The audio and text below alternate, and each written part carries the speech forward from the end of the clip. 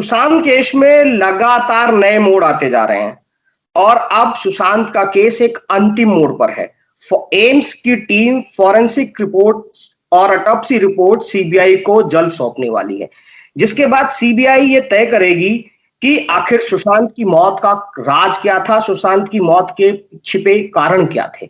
लेकिन सबसे बड़ा सवाल वही है कि जो फॉरेंसिक रिपोर्ट या ऑटोप्सी रिपोर्ट्स एम्स सौंपने जा रही है या क्या वो ओपिनियन देने जा रही है। मैं एक एक्सपर्ट के नाते आपसे ये पूछना चाहता हूं कि सुशांत की बॉडी एम्स के डॉक्टरों को नहीं मिली, उनकी एक पोस्टमार्टम रिपोर्ट्स, उनकी बिसरा प्रिजर्विंग रिपोर्ट्स और ऑटोप्सी रिपोर्ट्स एम्स के डॉक्टर्स को मिली, जिसके आधार पर वो निर्णय निकालना चाह रहे हैं। क्या ये संभव है और कैसे संभव है कि किस आधार पर ये जांचें होती हैं, हम आपसे सुनना चाहते हैं। Sanjeev ji, thank you for asking me this question. But I will like to first say, as the matter of Sushant is sub judice, I will not point out anything over the Sushant ji, disease Sushant ji. But I will like to tell that whenever the postmortems are conducted, the main aim of conducting the postmortem is to know the cause of death. लेकिन कई बार वो cause of death शक के गहरे में आ जाता है, जो कि डॉक्टर्स ने पोस्टमार्टम के बाद दिया होता है, और इस पोस्टमार्टम की रिपोर्ट को दूसरे डॉक्टरों या एक्सपर्ट्स के द्वारा कई बार रिव्यू के लिए भेजा जाता है। जब रिव्यू के लिए भेजा जाता है तो तब तक इन्वेस्टिगेटिंग टीम ने जितने भी तथ्य उस केस से रिलेटेड इकट्ठे किए होते हैं वो डॉक्टर्स को सौंप देती है, जिसके बेसिस जिसमें वो हो सकता है कि पोस्टमार्टम की रिपोर्ट भी हो और जो भी मौके वारदात से फोटोग्राफ्स लिए हों या बॉडी के फोटोग्राफ्स हों, वीडियोज हों, एनी अदर पोस्टमार्टम और हिस्टोपैथोलॉजिकल रिपोर्ट और विसा रिपोर्ट इज देयर, उन सब तथ्यों रिपोर्टें सारी सौंप दी जाती है। इन सब रिपोर्टों को देख के जो एक्सपर्ट टीम जो बाद में रिव्यू के लिए होती है, वो कई बार अगर ठीक समझती है तो क्राइम सीन को विजिट करती है, जो कि उनके तथ्यों को कोरिलेट करने के काम आता है। अदरवाइज जो तथ्य उनको सामने दिए गए होते हैं उनके बेसिस पे जो उनको सत्य लगता है उसके अनुसार वो कॉज ऑफ डेथ दे सकती है और देती है। कोर्ट उसका हमेशा यूजुअली उसको भी अपने समन्वय में लेता है और उसको यूज करता है अपने ओपिनियन देने के लिए। लेकिन डॉक्टर साहब, मैं एक पूछना चाहता हूं कि हमारे पास कोई बॉडी नहीं है, हमारे पास टाइम ऑफ डेथ का सीन भी नहीं है, क्योंकि पोस्टमार्टम रिपोर्ट्स में बताया जाता है कि इसमें पोस्टमार्टम का टाइम का भी क्लियर नहीं है। लेकिन क्या हम सिर्फ कागजों के आधार पर किसी पोस्टमार्टम या जो स्टूल्स हैं या फोटो के आधार है या कोई और चीज आपको मिलती है किसी और केस में, तो उसको हम कैसे किस मोड़ तक पहुंच पाते हैं कि इसमें ये आत्महत्या का केस है या एक हत्या का केस है, या इसके जो सबूत मिल रहे हैं या आपके पास जो रिपोर्ट्स पेपर आए हैं वो चेंज हुई हैं थोड़ी बहुत। ऐसा है कि जहां तक जो आत्महत्या, हत्या, जो एक्सीडेंट का मामला है, ये इन्वेस्टिगेटिंग ऑफिसर का काम होता है उसको देखना, depending upon the circumstances and scene of crime. हमारा डॉक्टर्स का जो काम होता है कॉज ऑफ डेथ पे मेनली होता है कि उसके कारण डेथ का क्या है हो सकता है, वो डेथ आत्महत्या के कारण हुई है या हत्या की गई है, वो देखना उनका काम होता है। लेकिन जब हमारे पास सारे तथ्य जो रिपोर्ट में होते हैं, जो डॉक्टर से देखे होते हैं, दिए जाते हैं, तो उसके बेसिस पे एक्सपर्ट जो हैं उस पे कॉज ऑफ डेथ देने में यूजुअली समर्थ होते हैं। अच्छा, लेकिन क्या सर, अगर मैं कहूं किसी की बॉडी नहीं मिली है, किसी भी आपके पास एक केस में बॉडी आपके पास नहीं आई है, केस को बीते हुए करीब 20 दिन से ऊपर भी हो चुके होते हैं, राइट, और पेश ये भी सवाल उठता है कि आपको जब कोई रिपोर्ट सौंपी जाती है और ये कहा जाता है कि ये कहीं ना कहीं मैनेज की गई है, और हम ये चाहते हैं कि आप इसका कंक्लूजन इन पेपर्स के आधार पर या खाली आपके पास जो बिसरा आया है उनके आधार पर एक कोई कंक्लूजन निकाल के दीजिए, तो ऐसे में कितनी समस्याएं और कितना शक, यानी जो आपकी रिपोर्ट बनती है वो कितनी सटीक होती है? जहां तक मैनेज का सवाल है, जो आपने यूज किया वर्ड, उसके मैनेज का तो डॉक्टर्स के पास कोई जवाब नहीं होता। डॉक्टर्स को जो भी पेपर दिए जाते हैं, जो भी इन्वेस्टिगेटिंग ऑफिसर होता है जो ओपिनियन के लिए, कॉज ऑफ डेथ के लिए मांगता है, उसको पहले सर्टिफाई करके देता है ये ओरिजिनल पेपर्स की कॉपी है, ये इसमें जो लिखा है सत्य है। उसके बेसिस पे ही एक्सपर्ट लोग जो है अपना ओपिनियन देते हैं, और यूजुअली ये ओपिनियन सटीक होता है। अगर वो सटीक ओपिनियन नहीं होता तो एक्सपर्ट्स की ड्यूटी होती है जो लिख दे कि इसमें हम proper opinion can not be given because of the lack of following documents. This is the procedure.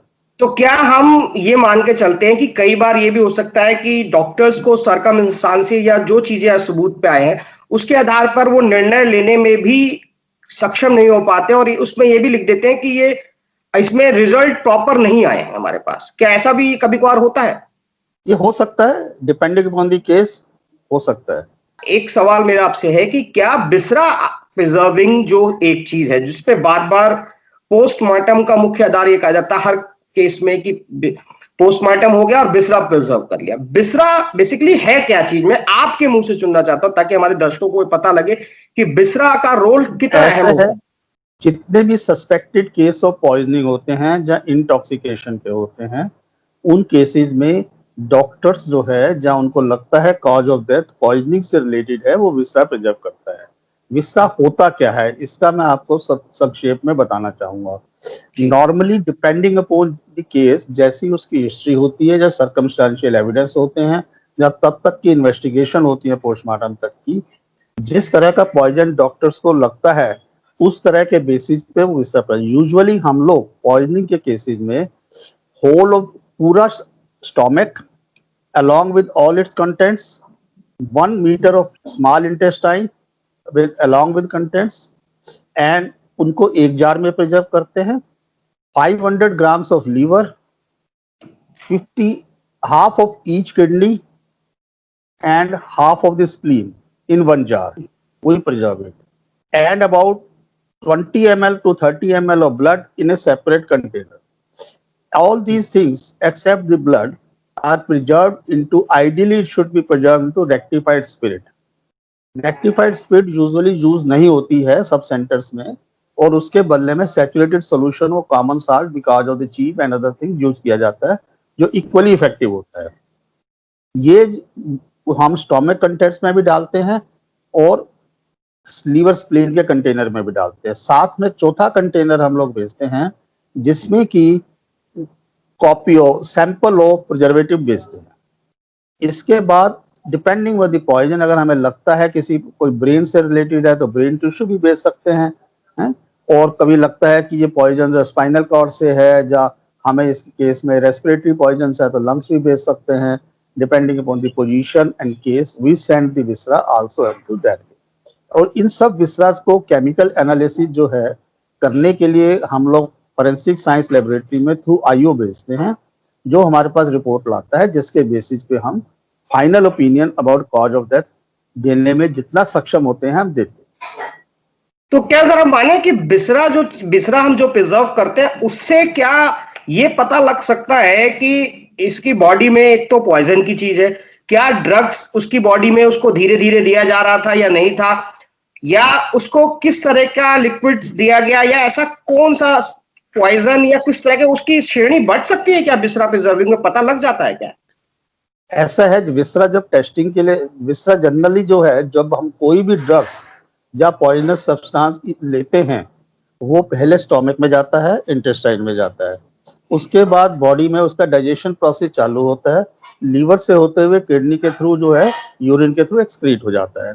इसलिए हम ये सारे ऑर्गन थोड़े थोड़े प्रिजर्व करते हैं, जिससे कि अगर किसी भी ऑर्गन तक वो केमिकल पहुंच चुका होता है तो उसका जो हमारे फॉरेंसिक साइंस लेबोरेटरी के साइंटिस्ट हैं उसको निकाल के हमें बता पाते हैं। और कई बार हमें बताने के बाद कि पर्टिकुलर पॉइजन है कितनी क्वांटिटी में है, क्वालिटेटिव एनालिसिस के लिए भी हम उनके पास लिख देते हैं, वो बता पाते हैं। तो जो उस तरह का पॉइजन वो लोग बताते हैं उसके बेसिस पे हम अपनी फाइंडिंग्स को कोरिलेट करके कॉज ऑफ डेथ देने में सक्षम हो जाते हैं। अच्छा, यानी कि फॉरेंसिक का काम यह है कि वो सिर्फ बिसरा प्रिजर्विंग को इन्वेस्टिगेट करके आपको एक रिपोर्ट सौंपता है, उसके बाद कंक्लूजन आप लोग निकालते हैं कि आखिर कॉज ऑफ डेथ किस पॉइजन से होता है। कॉज ऑफ डेथ तो डॉक्टर ही बताएगा, क्योंकि उसको वहां से तो वो जो लोग फॉरेंसिक साइंस वाले लोग बताएंगे कि ऐसे कुछ विसरा प्रिजर्व किया गया जिसके अंदर ये पॉइजन पाया गया और इतनी क्वांटिटी में पाया गया। तो हमारे डॉक्टर बाकी फाइंडिंग्स, क्योंकि बॉडी की जो फाइंडिंग्स है, बॉडी से रिलेटेड जो फाइंडिंग है, डॉक्टर्स ही कोरिलेट कर पाएंगे और उसका उत्तर दे पाएंगे कि पर्सन उस समय इंटॉक्सिकेटेड था या नहीं था, डिपेंडिंग ऑन द ड्रग। कई बार क्या होता है, कुछ क्वांटिटी से इंटॉक्सिकेशन हो जाती है, डेथ नहीं होती है। वो क्वालिटेटिव जो उसका एनालिसिस होता है, उसके बेसिस पे डॉक्टर को ही ओपिनियन देता पड़ता है कि क्या इसका काज ऑफ डेथ हो सकता है। अच्छा, क्या कॉज ऑफ डेथ में ड्रग्स की मात्रा का पता लग सकता है कि खाली पॉइजन का पता लगता है कि ड्रग्स भी बॉडी में गई है कि नहीं गई? कोई जैसा मैंने आपको पहले भी बताया है कि ये सब चीजें कौन सी ड्रग्स या पॉइजनस सब्सटेंस दिया गया है, इसका बताने का काम फॉरेंसिक साइंस वालों को विसरा एनालिसिस के बाद है, केमिकली एनालिसिस करने के बाद।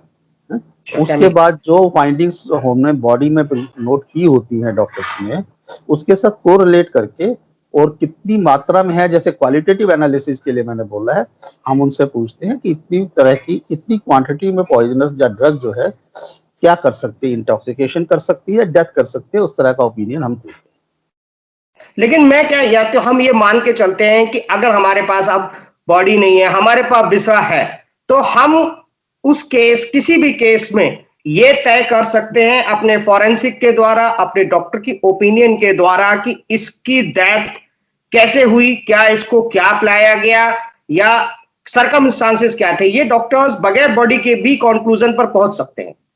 बगैर बॉडी के कंक्लूजन पे तब पहुंचते हैं जब साथ में पोस्टमार्टम रिपोर्ट, अगर किसी दूसरे डॉक्टर ने अपनी फाइंडिंग्स लिखी होती हैं, तो उसमें डॉक्टर लोग क्लियर लिखते हैं, after reviewing the postmortem report number so and so, जिसकी फाइंडिंग्स होती हैं, and visa report number so and so, तभी हम पहुंच पाते हैं। अदरवाइज जो है, खाली एक रिपोर्ट से कंक्लूजन पे नहीं पहुंचना, मैं ये नहीं कहूंगा असंभव है, लेकिन इतना आसान नहीं है। तो ये थे हमारे साथ डॉक्टर एन.के. अग्रवाल, जो कि जीटीबी से हैं, प्रोफेसर डायरेक्टर है मेडिसिन, और इन्होंने कई पोस्टमार्टम रिपोर्ट्स पे अपनी ओपिनियन दी है। कई दिल्ली के केसेस में या दंगों के केसेस में जब भी कोई बात आती है दिल्ली के अंदर किसी भी ओपिनियन देने की, तो डॉक्टर एन.के. अग्रवाल जी का नाम जरूर शामिल किया जाता है। हमारे साथ डॉक्टर अग्रवाल जी का जुड़ने के लिए बहुत बहुत शुक्रिया डॉक्टर साहब। पंजाब केसरी में आपका धन्यवाद। धन्यवाद।